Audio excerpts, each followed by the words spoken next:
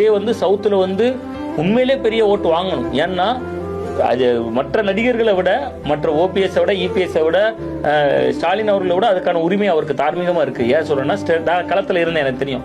Sterlite துப்பாக்கி சூடு சம்பவம் நடந்த அன்னைக்கு 13 பேர் இறந்து போறாங்க. நான் இந்து தமிழுக்காக செய்தி எடுக்க போயிருக்கேன். முதல்ல இறந்து போன 13 பேர் வீட்டுக்கும் போய் அவங்க குடும்ப கதை எழுதணும். நான் தான் நடுப்பக்கத்தில் எழுதுறேன் இந்து தமிழ்ல. அந்த எல்லாருமே அப்பதான் உள்ள போலீஸ்காரங்க வந்து பிரஸ் சொன்னாலே உள்ள விட மாட்டாங்க. எப்பனாலும் கடல்ல கட்டி தாத்துருவாங்க. அப்படி இப்படின்னா நம்ம கட்டமைப்புகள் தானே, அப்படிதான் சொல்லிட்டு இருந்தாங்க. எல்லாரும் தூத்துக்குடி பிரஸ் கிளப்ல உட்காந்துருந்தாங்க.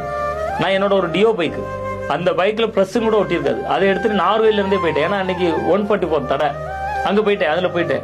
அதுல போயிட்டு நானே என் பிரஸ் ஸ்டிக்கரையும் கிழிச்சிட்டு, சாதாரண அந்த கவர்மெண்ட் ஸ்டிக்கரையும் கிழிச்சிட்டு நேர திரேஸ்புரம் அப்படிங்கிற ஊருக்கு தான் முதல்ல போனேன். திரேஸ்புரம்னா உள்ளே போக முடியாது, அப்படி பண்ணிடுவாங்க, இப்படி பண்ணுவாங்க, பிரச்சனை இது பண்ணிடுவாங்கன்னாங்க. நான் என்ன பண்ணேன், நிறைய விளிம்பு நிலை மக்களோட பயணிச்சிருக்கேன் ஒரு ஜேர்னலிஸ்டா. நிறைய எல்லா மதத்தினரும் எல்லா அமைப்பினரோடையும் தொடர்பு வந்திருக்கேன். கன்னியாகுமரியில் ஒரு ஃபாதர்கிட்ட பேசுறேன்.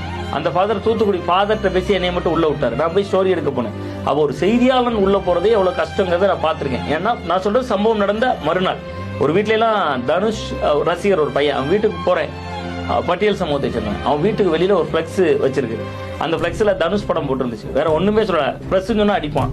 நேரம் அந்த வீட்டுக்குள்ள என்ன மக்கள் உணர்ச்சியா இருக்காங்க. பத்திரிகைகள் சரியா கையாண்டு இருந்தா ஸ்டெர்லைட் துப்பாக்கி சூடு சம்பவமே நடந்திருக்காதுன்னு அந்த நினைக்கிறாங்க அந்த மக்கள்.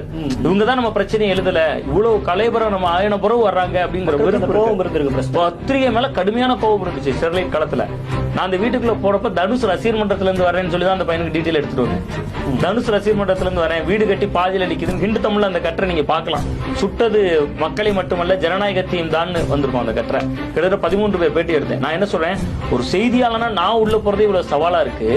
விஜய் சாதாரணமா ஒரு டீ கடை மாஸ்டரோட பைக்ல பின்னாடி உட்கார்ந்து ஸ்டெர்லைட் துப்பாக்கி சூடுல இருந்த ஸ்டோனின் வீட்டுக்கு போயிட்டாரு. இது எவ்வளவு பெரிய ஒரு விஷயம். பட் இது வந்து எல்லாமே அனிதா நீட் மரணத்துக்கு போனதா இருக்கலாம். இது எல்லாமே விஜய் செய்யறாரு.